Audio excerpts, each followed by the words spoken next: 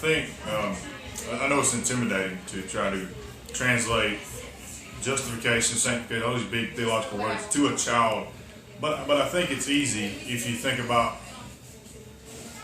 a sermon is not so much about information so much as it is God's dealing with you. And if God has dealt with you that morning, and your preacher did well in what he should have done, and he shepherded you well, then God dealt with you in some kind of way. And I think the best way is to lead by example, and to go to your child and talk with them about, you can't tell them all your struggles, but show them, demonstrate to them how God works on humans and how he does things and how he deals with us and how we're shepherded by the word.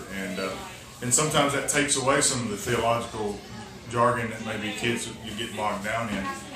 When you just say, this is the way God's working in me, and this is the way God does this, and this is what we learned this morning in a sermon or wherever we're at. So I think that makes it practical. I think it's shepherding their heart, kind of where we know we've raised a kid up in the nurture and admonition of the Lord. That's kind of your shepherding, you're guiding them in a direction the way you have been guided. So you kind of bridge that gap because you know your children. And of course, there's a lot more to it. But in here at the journey, your children are going to get the very same lesson that the sermon's on. So the sermon is going to be preached on a certain topic, and then the lesson they're going to get is going to be the exact same thing. So you're already primed up here. But even if your kid hasn't had that lesson, then you can still take a kid and say, this is how God deals with us as sinners and parents. So it throws out some of I got to try to define every little thing that you got to do. No, rather instead you say, God deals with sinners, and this is how he deals with them, and he's dealing with me. So now